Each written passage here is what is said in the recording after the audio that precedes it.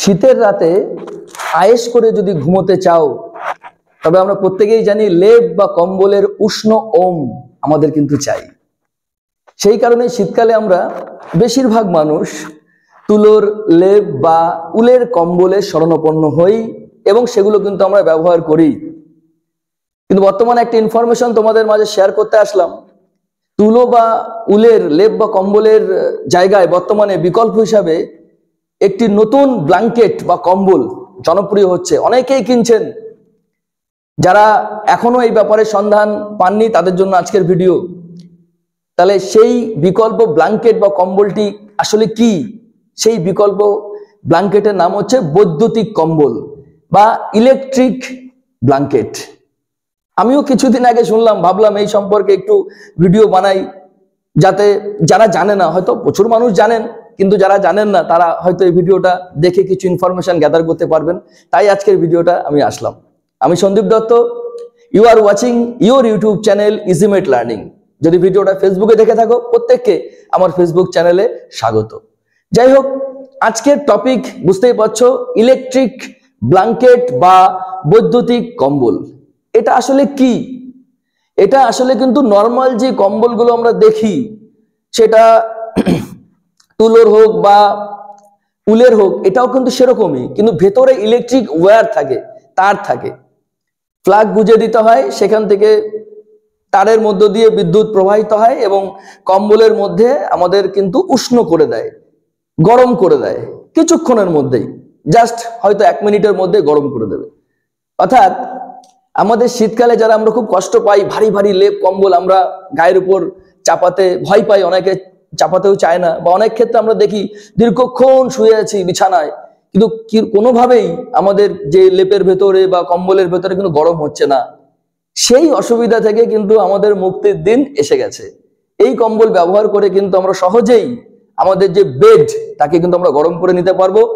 এই কম্বলকে বর্তমানে অনেকে ইলেকট্রিক বেড ওয়ার্মার হিসেবেও অনেকে বলছেন, বা বেশিরভাগ ক্ষেত্রে যেটা ইউজ হচ্ছে ইলেকট্রিক ব্ল্যাঙ্কেট নামে। 3 ধরনের এই ইলেকট্রিক ব্ল্যাঙ্কেট আছে, এটা একটু আমি বলে দিই।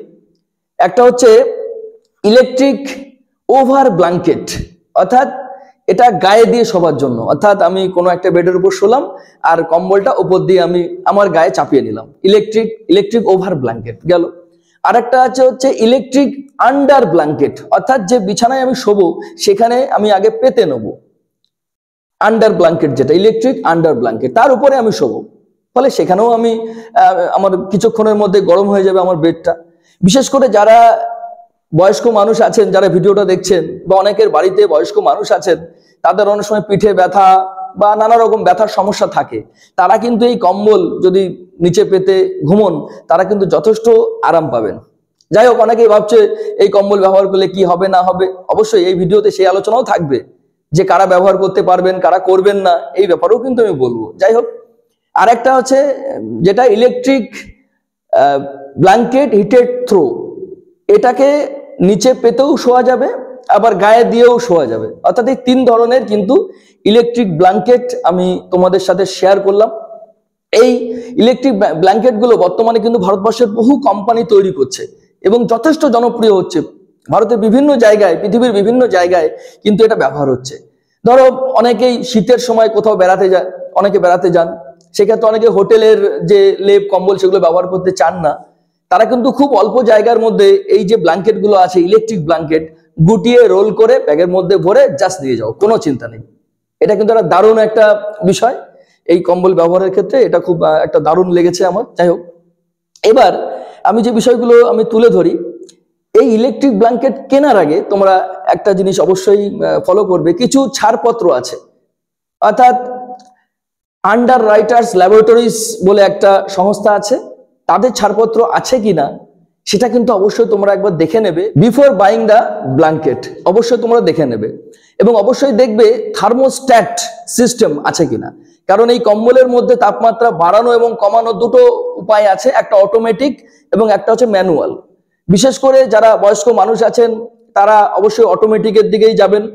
আর যদি ম্যানুয়াল থাকে তাহলে ঘুমানোর আগে যখন কম্বলটা গরম হয়ে যাবে তখনই আনপ্লাগ করে দিন, অর্থাৎ প্লাগ থেকে খুলে নিন, প্রয়োজনীয় গরম হয়ে গেল খুলে নিন। এবার কথা হচ্ছে, যখন রাত্রে আমরা ঘুমোই তখন মাঝে মধ্যে সকালবেলায় আমরা দেখি যে আর একটু মনে আমাদের ঠান্ডা লাগছে, আর একটা কম্বল হলে ভালো হতো, এরকম মনে হয়।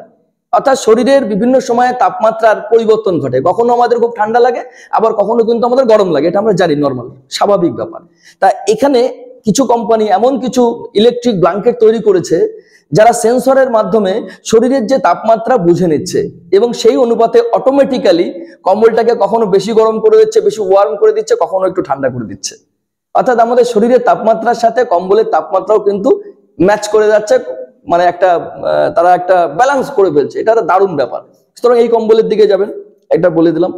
আরেকটা বিষয় আমি বলবো যে কারা কারা এই কম্বল ব্যবহার করবেন না এটা একটু বলে দিই, কারণ ইলেকট্রিক কম্বল বুঝতেই পারছেন, এখানে শর্ট সার্কিট বা ধরো কম্বল গরম হতে হতে আগুন লেগে যাবে কিনা, এরকম নানা ধরনের প্রশ্ন কিন্তু থাকে। কোনো সম্ভাবনা নেই, সেরকম সম্ভাবনা নেই। যাই হোক আমি কিছু কথা বলবি, যারা বাচ্চা, যারা ডায়াবেটিস রোগী বা যাদের ত্বকের সমস্যা আছে, এরকম কোনো মানুষ এই কম্বল ব্যবহার করবেন না।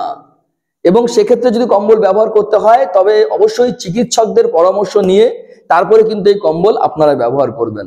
কোনো অপরিচিত জায়গায় গিয়ে এই কম্বল ব্যবহার করবেন না, সমস্যা হতে পারে, ঠিক আছে। এবং বৈদ্যুতিক কম্বলের মধ্যে কখনোই আপনারা জলের বোতল বা এই টাইপের কোনো জিনিস নিয়ে ঘুমোতে যাবেন না, এটা কিন্তু মানে বলে রাখা ভালো। এবং ব্যবহার করার পরে খুব সাবধানে তাকে রোল করে গুছিয়ে কোনো একটা জায়গায় আপনারা রেখে দেবেন। আজকে এই পর্যন্তই বৈদ্যুতিক কম্বল সম্পর্কে আমি এটুকু তথ্যই আমি একটু ঘাটাঘাটি করে একটু পড়াশোনা করে জানলাম এবং তোমাদের মধ্যে শেয়ার করলাম। যদি ভালো লাগে অবশ্যই লাইক কমেন্ট করো এবং এই টাইপের যদি ভিডিও আরো দেখতে চাও ভবিষ্যতে কমেন্ট করে অবশ্যই জানাবে। প্রত্যেকে ভালো থেকো, সুস্থ থাকো, নমস্কার।